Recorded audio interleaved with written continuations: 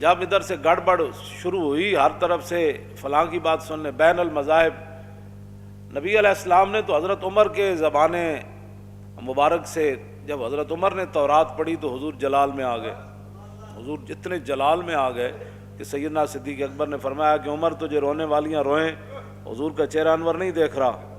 پھر حضرت عمر نے آپ کے گھٹنے مبارک پکڑے، کہا کہ ردینا باللہ ربن وبالاسلام دینا وبمحمد رسولا، حضور ہم اللہ اسلام کے دین ہونے پر راضی اور اللہ کے رب ہونے پر راضی، آپ کے رسول ہونے پر راضی۔ تو حضور نے اس موقع پر فرمایا عمر میرے سامنے تورات پڑھتے ہو، آج موسیٰ بھی ہوتے تو میرے پیچھے چلے بغیر ان کا بھی گزارا نہیں۔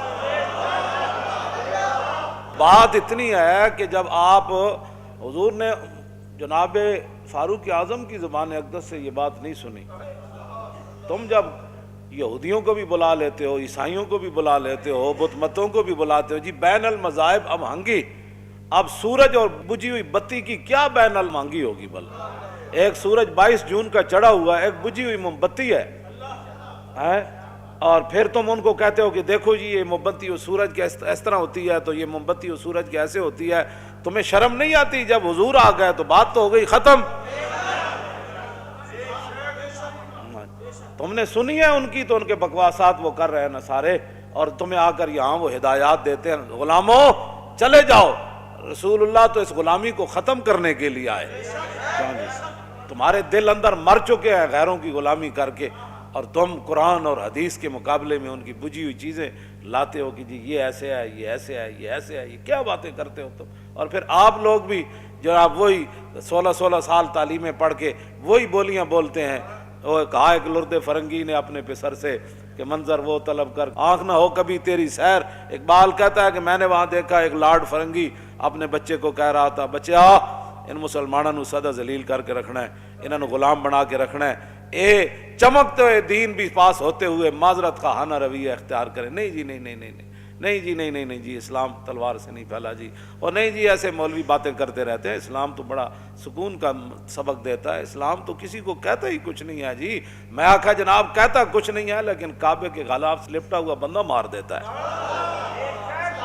کہتا کچھ نہیں ہے کسی کو۔ فتح مکہ والے دن کتی کے بچے بچ جاتے ہیں، لیکن ایک انسان کعبے کے ساتھ لپٹا ہوا قتل ہو جاتا ہے۔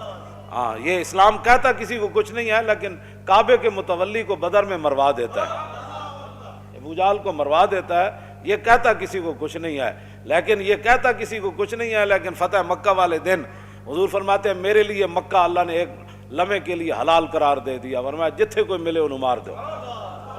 یہ ساری کہتا کسی کو کچھ نہیں ہے، لیکن یہ تلوار لے کر مکے میں داخل ہو جاتا ہے۔ ہاں یہ کہتا کسی کو کچھ نہیں ہے، یہ کیسر و کسرا کے دروازے پر چلا جاتا ہے، کہتا ہے نکلو باہر حضور آ گئے۔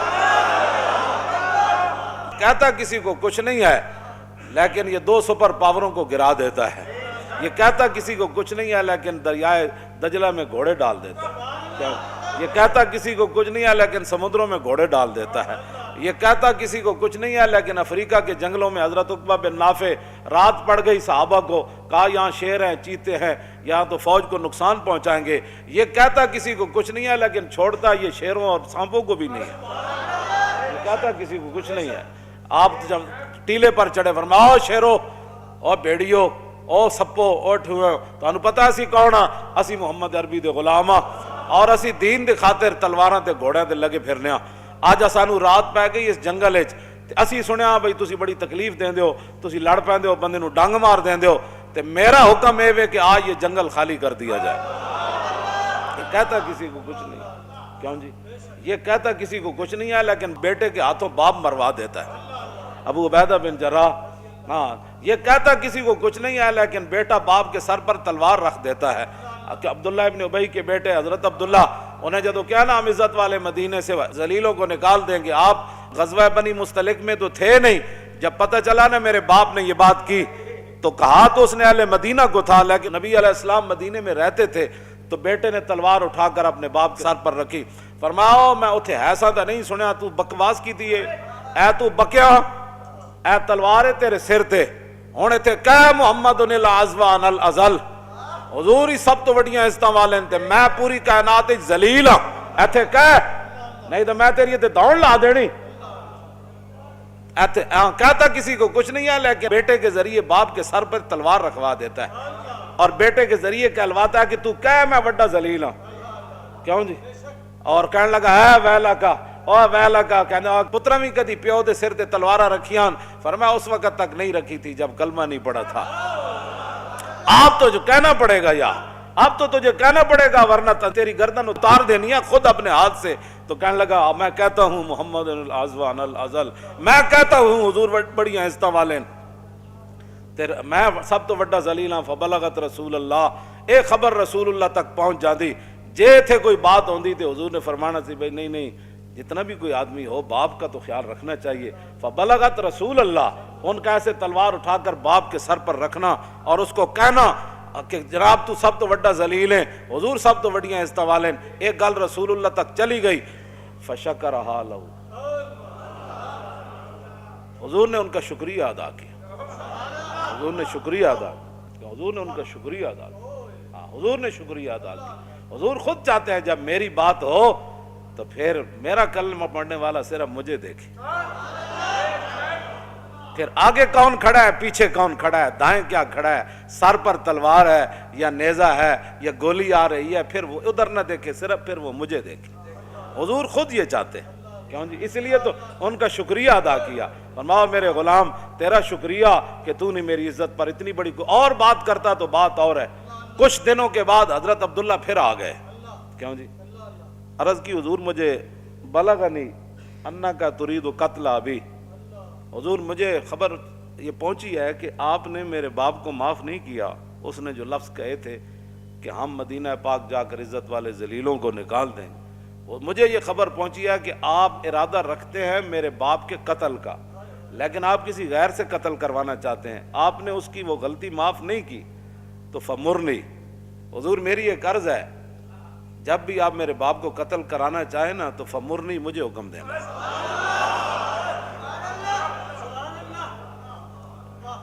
پھر کیا ہوگا؟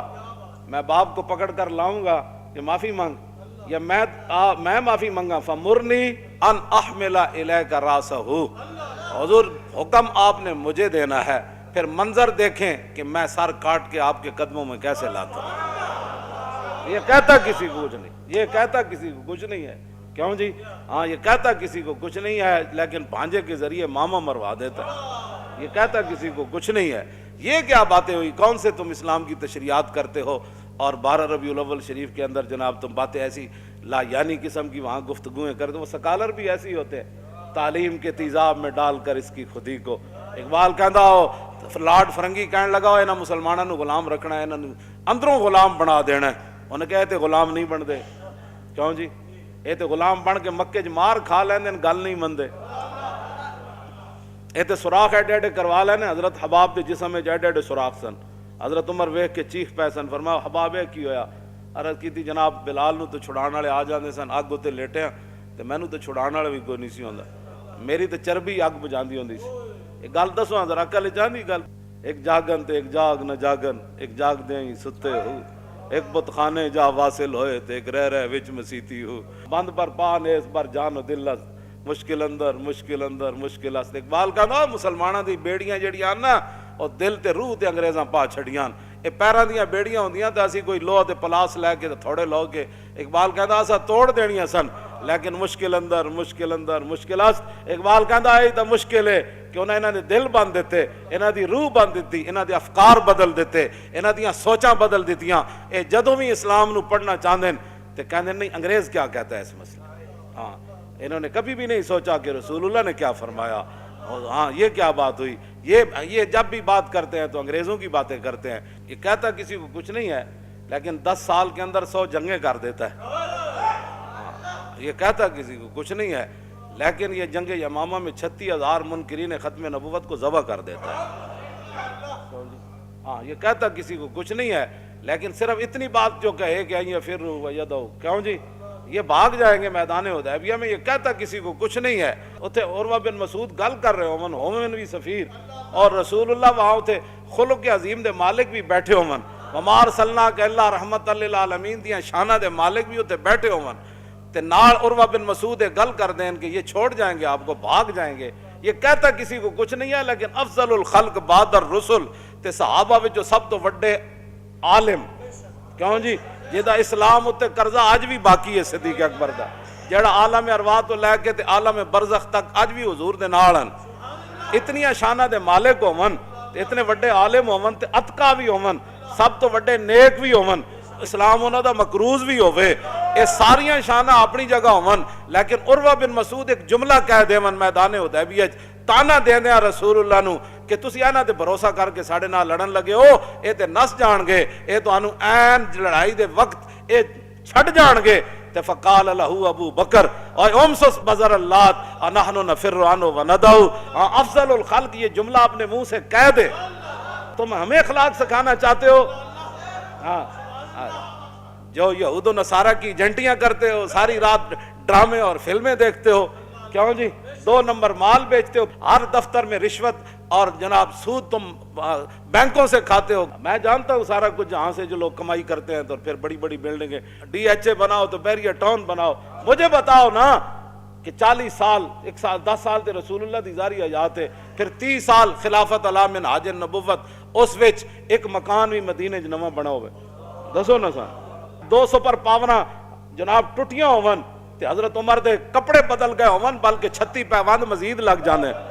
ہاں حکمران عبود و سامان نداشت دستے جز تیغو قرآن نداشت۔ اقبال کہتا ساڑھے حکمران ضرور رہے، سپر پاوراں بھی ڈھائیاں، تو میں کہا اقبال پھر انہاں ڈی ایچ اے بنائے، بیریا ٹاؤن بنائے، پورا جناب پاکستان پلاٹا میں تقسیم کر دیتا۔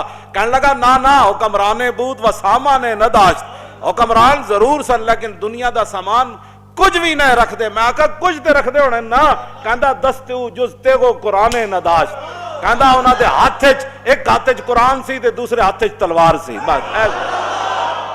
مزید ویڈیوز اور اپڈیٹس کے لیے یوٹیوب پر علامہ Khadim Hussain Rizvi official channel subscribe کریں اور بیل آئیکن پر بھی کلک کریں۔